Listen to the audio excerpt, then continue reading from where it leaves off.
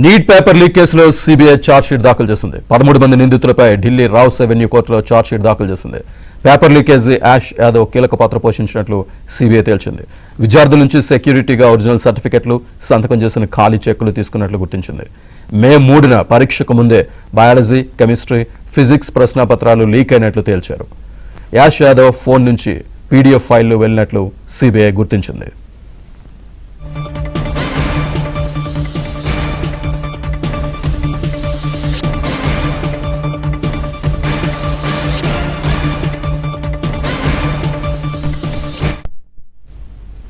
Neat paper leak కేసులో CBI chargesheet దాఖలు చేసింది. 13 మంది నిందితులపై ఢిల్లీ రావ్స్ అవెన్యూ కోర్టులో ఛార్జ్షీట్ దాఖలు చేసింది. పేపర్ లీకేజీ యాష్ యాదవ్ కీలక పాత్ర పోషించినట్లుగా సిబిఐ తేల్చింది. విద్యార్థుల నుంచి సెక్యూరిటీగా ఒరిజినల్ సర్టిఫికెట్లు, సంతకం చేసిన ఖాళీ చెక్కులు తీసుకున్నట్లు గుర్తించింది. మే 3న పరీక్షకు ముందే బయాలజీ, కెమిస్ట్రీ, ఫిజిక్స్ ప్రశ్నాపత్రాలు లీక్ అయినట్లు తేల్చారు. యాష్ యాదవ్ ఫోన్ నుంచి పీడీఎఫ్ ఫైళ్లు వెళ్లినట్లు సిబిఐ గుర్తించింది. నీట్ లీకేజీపై ఛార్జ్షీట్ లో విస్తుపోయే విషయాలకు సంబంధించి పూర్తి సమాచారాన్ని మా ఢిల్లీ బ్యూరో చీఫ్ కృష్ణ అందిస్తారు. కృష్ణ.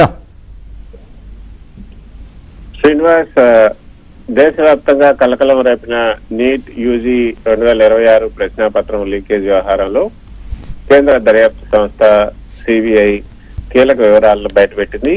నిందితులు అనుసరించినటువంటి నెట్వర్క్, అదేవిధంగా మోడస్ ఆపరెండి వివరిస్తూ రావ్స్ అవెన్యూ కోర్టులో ప్రత్యేక ఫాస్ట్ ట్రాక్ కోర్టులో 13 మంది నిందితుల పైన ఛార్జ్ షీట్ దాఖలు చేసింది. ఈ ఛార్జ్ షీట్ లో ఈ కేసులో ప్రధాన నిందితులైనటువంటి యాష్ యాదవ్ ఆదేశాల మేరకు విద్యార్థుల నుంచి అసలు ఒరిజినల్ సర్టిఫికెట్స్, అదేవిధంగా ఖాళీ సంతకం చేసినటువంటి చెక్కుల్ని సెక్యూరిటీగా వసూలు చేసినట్లు కూడా సిబిఐ స్పష్టం చేసింది. మంగీలాల్ బివాల్, అదేవిధంగా దినేష్ బివాల్ నుంచి అభ్యర్థులకు సంబంధించినటువంటి 10, 12వ తరగతి ఒరిజినల్ మార్క్ షీట్ల మెమోలు, అదేవిధంగా ట్రాన్స్ఫర్ సర్టిఫికెట్ టీసీలతో పాటు మంగీలాల్ కి చెందినటువంటి సంతకం చేసిన ఖాళీ చెక్కును యాష్ యాదవ్ ఆదేశాల మేరకు సేకరించినట్లుగా సిబిఐ దర్యాప్తులో తేల్చింది. ఆ తర్వాత జైపూర్ లో మహాత్మా గాంధీ మెడికల్ కాలేజ్ సబర్మతి హాస్టల్లోని ఒక సాక్షి ఇచ్చినటువంటి సాక్షి గది నుంచి సిబిఐ అధికారులు ఈ పత్రాలను స్వాధీనం చేసుకున్నారు.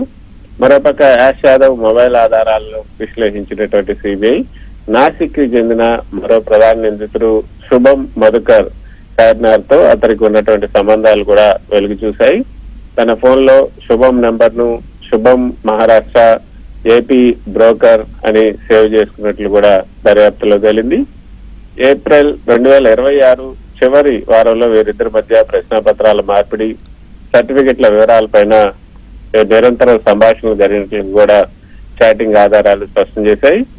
ఏప్రిల్ 30, 2026న యాష్ యాదవ్ ఫోన్ కి ఏదైతే ph.com 1 PDF, BT chemistry PDF, అదేవిధంగా బీటీ బయో పీడిఎఫ్ పేరుతో లీక్ అయినటువంటి ప్రశ్నాపత్రాల ఫైల్ వచ్చినట్లు కూడా సిబిఐ గుర్తించింది.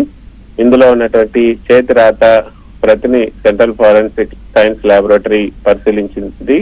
అయితే అవి లీక్ అయినటువంటి ప్రశ్నాపత్రాలకు సంబంధించినటువంటి రాతలేనని కూడా ధృవీకరించింది. గురుగ్రామ్ లోని యాష్ యాదవ్ నివాసంలో లీక్ అయినటువంటి కెమిస్ట్రీ, బయాలజికల్ ప్రశ్నల ప్రింట్అవుట్లను సైతం సిబిఐ స్వాధీనం చేసుకుంది. మొత్తానికైతే ఫరీదాబాద్, జమ్మూ తదితర ప్రాంతాల్లో అభ్యర్థులకు మే 3, 2026న ఏదైతే జరిగినటువంటి పరీక్షకు ముందే నీట్ పేపర్ అందిస్తామని యాష్ యాదవ్ నేరుగా మధ్యవర్తుల ద్వారా కూడా ఆగి చూపినట్లుగా సాక్ష్యాలు కూడా లభించాయి. మంగిలాల్ ఫోన్ నుంచి సేకరించినటువంటి ఆడియో రికార్డింగ్స్ ద్వారా పేపర్ ఎప్పుడు వస్తుందనే దానిపైన నిందితుల మధ్య చర్చ జరిగినట్లుగా కూడా ఈ యొక్క ఛార్జ్ షీట్ లో పేర్కొన్నారు. నాసిక్ కేంద్రంగానే ఈ లీకేజ్ జరిగినట్లుగా కూడా సిబిఐ గుర్తించింది. ఈ కుట్రకు ప్రధాన సూత్రధారులు ఒకరైన శుభం ఖైర్నార్, ధనంజయ్ నివృత్తి ఈ లోఖండే అనే వ్యక్తి నుంచి ప్రశ్నాపత్ర పొంది ఆ తర్వాత నాసిక్ లో వాటిని ప్రింట్ చేసి విద్యార్థులకు పంచినట్లుగా తెలుస్తుంది. మొత్తానికైతే సిబిఐ తన ఛార్జ్ షీట్ లో దాఖలు చేసినటువంటి ఈ వివరాలు అయితే కొంత విస్తుగొల్పే విధంగానే ఉన్నాయి. Srinivas. Right, thank you Krishna.